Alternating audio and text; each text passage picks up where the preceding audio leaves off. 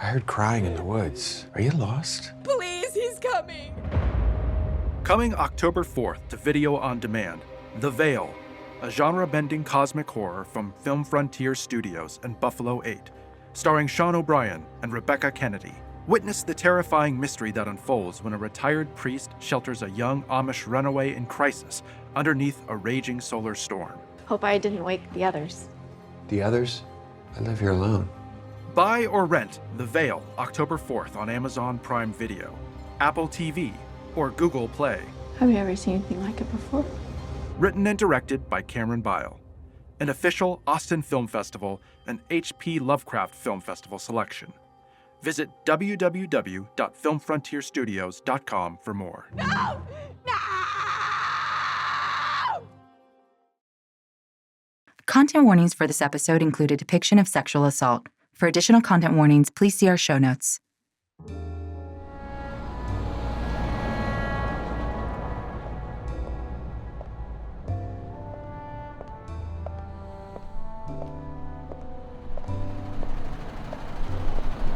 It's dark, dusky, cool in a dangerous kind of way. The sort of night where good people make bad decisions for worse reasons. And one wrong turn down an empty street could end in unspeakable tragedy. But for you, it's the perfect night to take in a show. And what better place to do it than the beating heart of Tinseltown, Hollywood Boulevard, 1930. A stiff breeze tussles your hair. The infamous hot Southern California nights, not yet at full strength this early in June. Automobiles rush past as they ferry night dwellers further down the boulevard towards hotspots, bars, and dens of vice.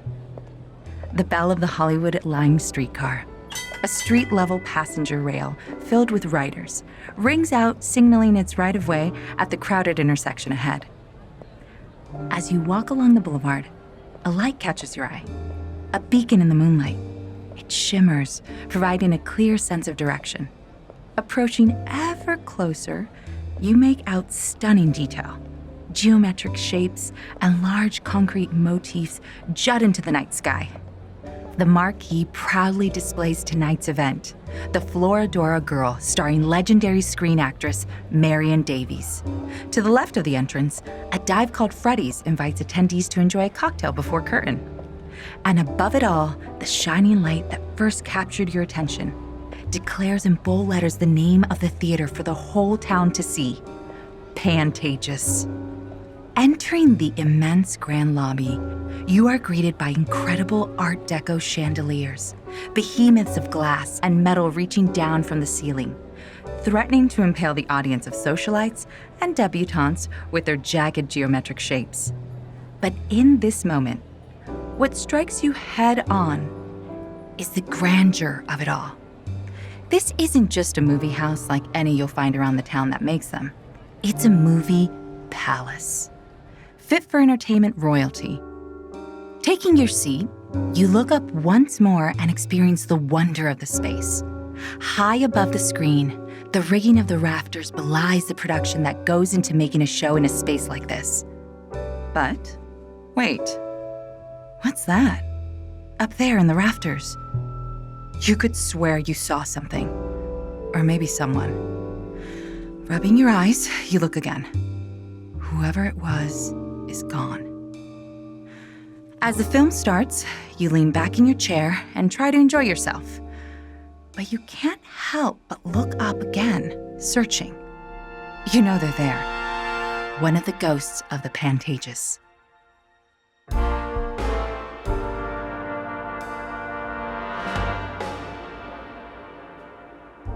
I'm Bianca Lopez, and I'd like to tell you a ghost story. But not just any ghost story. Our ghosts don't live in desolate farmhouses, suburban attics, or castles on the Scottish moor. The ghosts in these stories are the larger-than-life characters of Tinseltown's past. Whether a big-time producer, a rising starlet, or just another face in the crowd, these souls and their search for glory came to a tragic end. So come with us as we peek behind the curtain of Hollywood's glitz and glamour and go beyond the veil on this week's episode of Tinseltown Ghost Stories.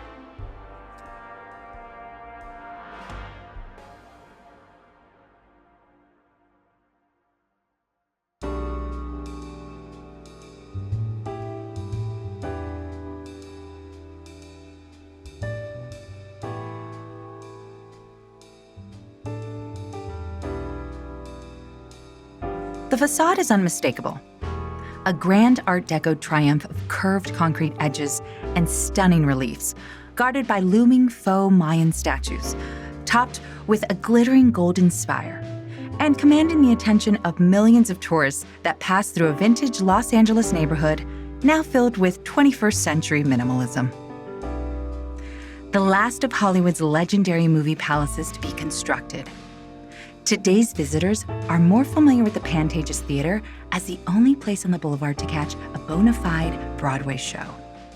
Freddy's is still there, though it retains the name it was given 4 years after opening, the Frolic Room, the very place where the Black Dahlia would last be seen before tragedy struck. What tourists and passerbys may not know is that this otherwise stoic symbol of Hollywood's opulent past is said to be haunted by a number of ghosts, both the famous and the nameless, who have taken up residence in the soaring auditorium. A singer who died in the mezzanine, her voice now calling out to anyone who would listen. A ghostly apparition who scared 2 restoration workers into quitting their jobs. Even the aviator himself, Howard Hughes, is said to walk the halls of his former RKO Pantages Theater, always keeping an eye on his business from his second-floor offices.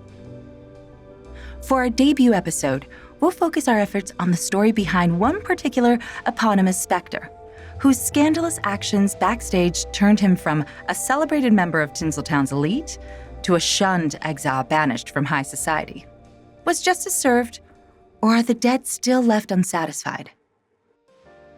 Built in 1929 and completed a year later for a cost of $1.25 million, it stands as a testament to the Art Deco sensibilities of the time. Spectacular, slightly intimidating, intricate in its details, and overwhelming in its grandeur. Its history is as legendary as the Walk of Fame that lays at its feet on the sidewalk outside. Several films have held their premieres there, and the building played host to every Academy Award ceremony of the 50s. Eagle-eyed detectives will recognize it as the Ritz Gotham Hotel from Tim Burton's Batman. Even though Angelenos call it the Pantages, it's actually one of several Pantages theaters built across the US and Canada by Greek immigrant, vaudevillian showman, and one of the earliest and most successful film investors in Hollywood, Alexander Pantages. Today, just 3 have kept the name of their original proprietor. There's one in Minneapolis, another near his original theater in Tacoma, Washington, and finally the one we'll be referring to as the Pantages, the gem of Hollywood Boulevard between Argyle and Vine. Though we're headed back almost 100 years, it's worth noting that the Pantages Theater of today is still thriving. After a retrofit turned the one-time movie theater to a full-time musical theater space, everything from Hamilton and Wicked to Grease and Peter Pan has graced its stage. But for the majority of its career in show business, the Pantages was everyone's favorite movie palace, and palace is the perfect word to use. Thanks in large part to another restoration project in 2000, the building looks practically the same as it does in pictures taken from the summer day it opened almost 100 years ago. It's got just about everything you expect in a building lifted out of Hollywood's heyday. Audacious arches and columns, elaborate reliefs that you can stare at for days, and mild appropriation of indigenous cultures. Some of the ghosts are right out in the open. It's a 20th century moment captured in time as the 21st century marches on around it. A ghost of a bygone era haunting the modern high-rises and corporate coffee shops scattered around the beating heart of Hollywood.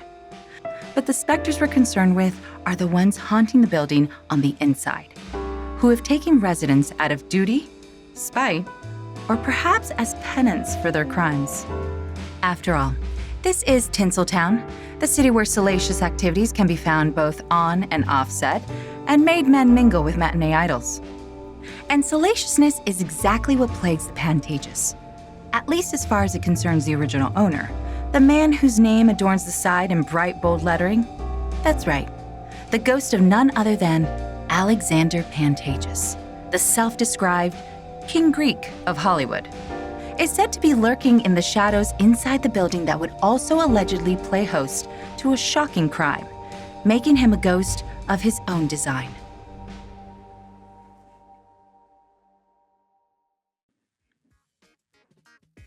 Are you feeling like your creative career is just treading water while you wait for a ship to pass by and notice you?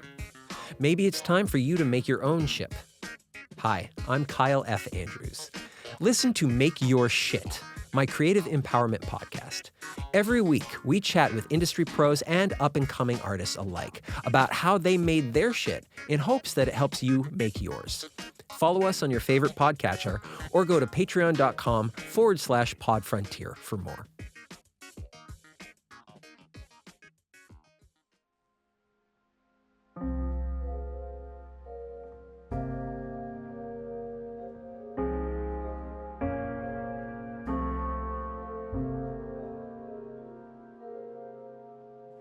At first blush, it would seem as though Alexander Pantages' story was pulled straight from the epic adventure films that would eventually play on the silver screens in his movie houses. Born in relatively humble beginnings on the Greek island of Andros, his exact birth year, birthday, and even birth name are all unknown. But there's no doubt that whatever you call him, he was destined for a life of high risk and higher reward. That started at sea, where life as a deckhand gave him the thrill he was looking for and the freedom to move around the world without consequence. It took Pantages to the Americas, from digging the Panama Canal to the bustling streets of San Francisco, then north to Canada and the gold rush in the Klondike, all in the span of a few years. Pantages would settle in Dawson City, a frontier Yukon town on the edge of the world. Here, in the cold and constant darkness, feeling the same chill that caught the hearts of artistic luminaries like Jack London, Pantages got his first taste of show business. Most gold rushers who set out for the Yukon Territory and its stories of riches hidden in the earth and streams returned poorer than when they started. Rather than the icy rivers and dank mines where hopeful souls struggled, he found his gold inside Dawson City's Opera House. That's where Pantages used his natural charisma to go from waiter and porter to the manager of the venue in almost no time, with the self-ascribed moniker King Greek giving him an air of authority. He also caught the eye of singer and vaudeville performer Klondike Kate Rockwell, and the two would go into business together, and then some. Behind closed doors, King Greek and Klondike Kate had their own two-person act. Their keen business sense was matched only by their ability to play the crowd.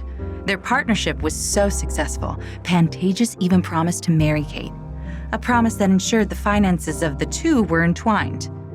When the Opera House burnt down, the pair spent the money to build a new theater dubbed the Orpheum.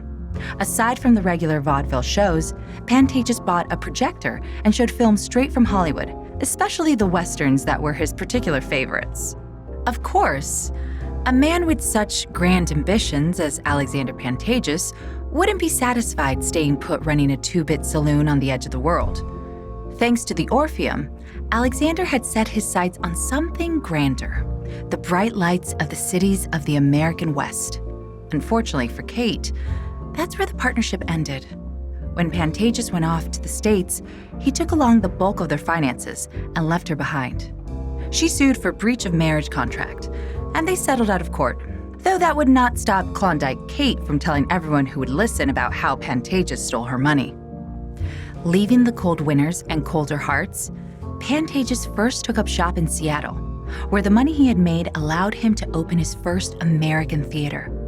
Others would follow, and rather than come up with a new name for each of them, he simplified by branding each as a Pantages theater, offering both vaudeville shows and movie screenings to denizens looking to spend their hard-earned cash forgetting their troubles for a few hours. His name became synonymous with a good time across the western states, and Pantages wouldn't have it any other way. As his reputation as a charismatic showman with a knack for business and a penchant for keeping complete control for himself continued to grow, he decided to move his empire further south to Los Angeles, where the movies he loved so much were being made. He spent much of the Roaring '20s getting deeply involved in the film business with his company, Famous Players, working with Paramount Studios and producing several films. With the charisma, connections, and clear ability to make a buck, Tinseltown had one of its first true big shots. Then came the year 1929, the year Alexander Pantages broke ground on what would become the crown jewel of his empire. Except, by the time the theater opened and flocks of Tinseltown's elite were crowded inside his building's grand lobby, Pantages would not be enjoying the fruits of his tightly held labor. Instead, he would be sitting in jail, listening to the grand opening on a small radio. His crime? The rape of a 17-year-old dancer inside his office in the very theater emblazoned with his name.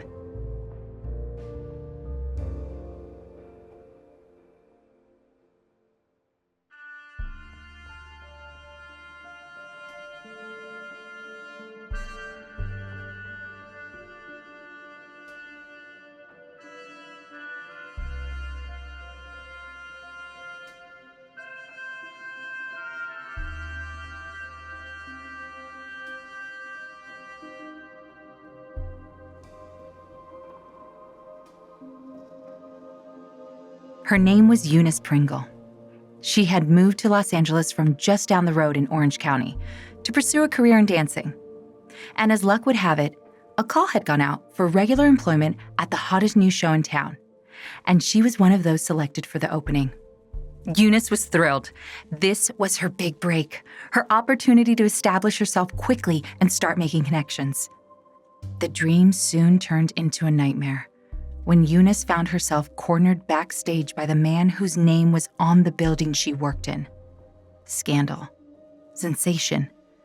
These words may be fairly standard in 2024's TMZ-dominated tabloid journalism, but in Tinseltown's heyday, lurid gossip was front-page news on even the most well-respected periodical. And there was no bigger scandal than one of Hollywood's first movie moguls being accused of rape by an underage dancer. So the press, knowing they were treading new ground, kept everything professional, right? Of course not. Every paper in town was quick with details on Pantages, his alleged victim, the time, the place, what she had been wearing, and every lurid detail fit, or not, for print. No less than William Randolph Hearst's Los Angeles Examiner got in on the action, questionably pointing to the Greek-born Pantages as an outsider.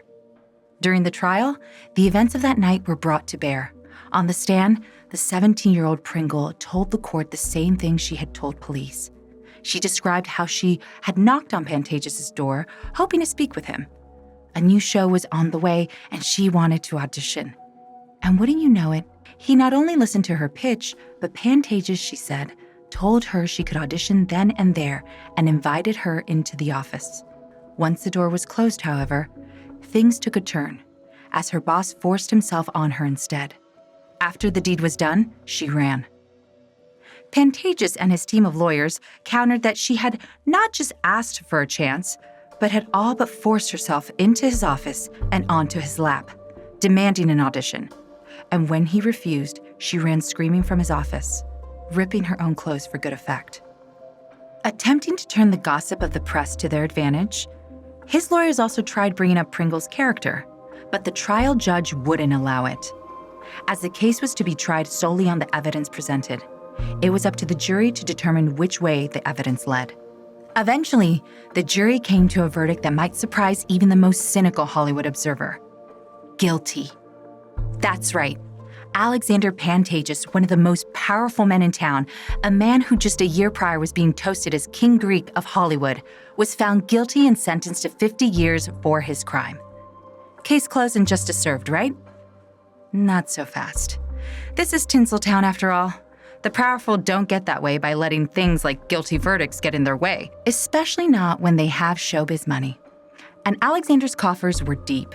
Adjusting for inflation, he was worth almost $750 million in today's money. It took some time, but after 2 years of appeals, Pantages' high-priced lawyers were able to get a judge to agree to a second trial. And that's not all. Wanting to ensure their client got the best representation his money could buy, they learned from Eunice's heartfelt, empathetic pleas from the stand in the first trial and got the judge to allow them to question Eunice Pringle's character and history. I'm sure you can see where this is going. Another packed courtroom, another wave of reporters awaiting word just outside is spread all over town. Instead of Pantages' actions, the new trial focused on Pringle's morals, insinuating that she must have seduced her way into his good graces. that she was known in town as someone who would use her wiles to try and get ahead. There was even a suggestion that she may have been working for the Kennedy family, who were rivals of Pantages in his business dealings. This time, Pantages prevailed. The new jury, now set on judging Pringle's morality rather than the powerful theater owner's actions, acquitted him on all charges. They would later tell the press that question about Pringle's personal virtue left open a reasonable doubt in the minds of some jury members. Alexander Pantages was released from prison, his 50-year sentence voided. It's a turn of events that you might call overwritten in a movie script.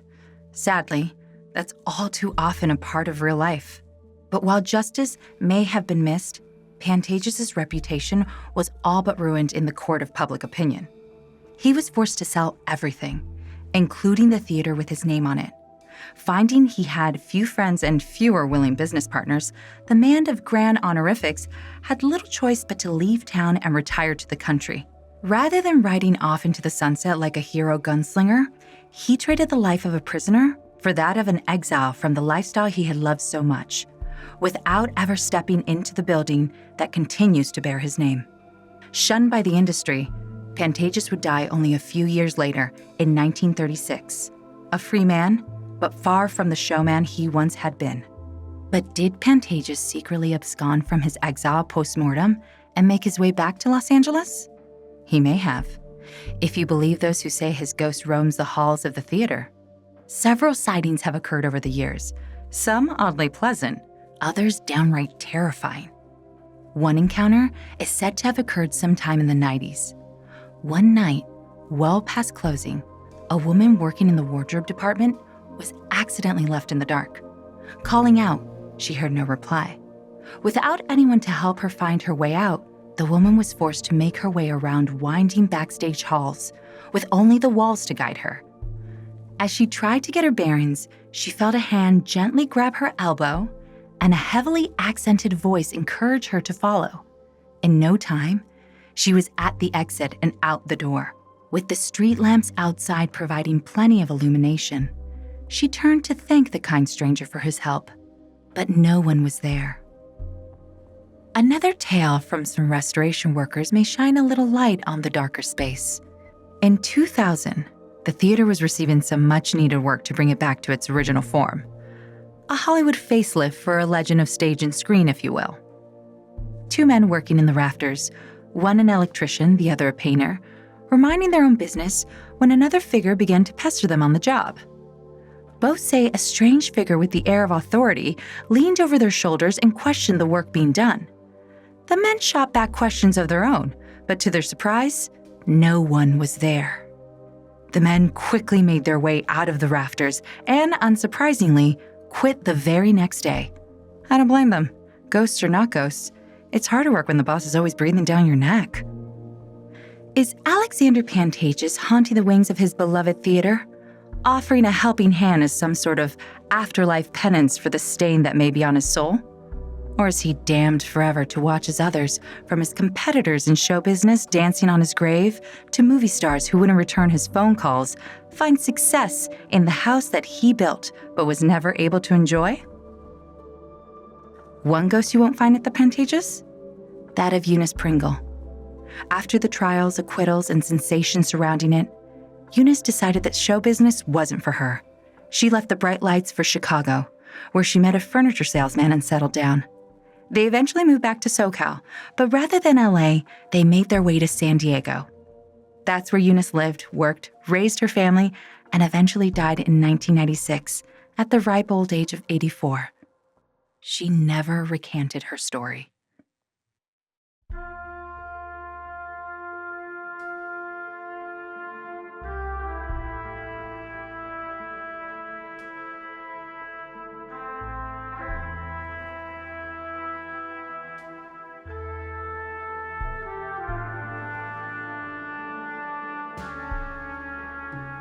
Thanks for tuning in to our first episode of Tinseltown Ghost Stories. We hope you enjoyed this tale of real-life scandal from Hollywood's past, and the spirits left to haunt those seeking fame and fortune in its walls. In the months ahead, we'll deliver many more of these tales of tragedy and terror, of secrets and lies, and explore some of Hollywood's most haunted mansions. And if you can't wait for our next full-length episode, don't worry. We'll also have an extra segment available from this week's episode later this month. You can also follow us on Instagram and Threads at PodFrontier. Please drop us a line and let us know what you thought of this week's episode. We can't wait to hear from you.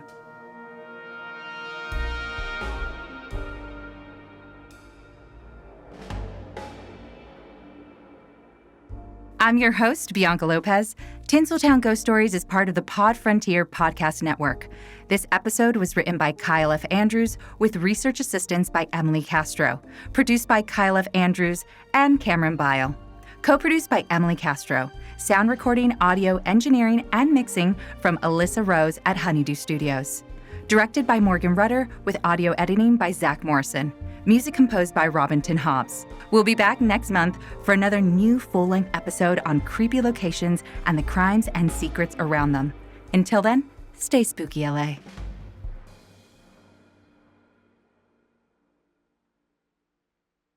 As a filmmaker, I'm fascinated by the endless ways to tell a story in pictures, and I find my inspiration in films by great directors.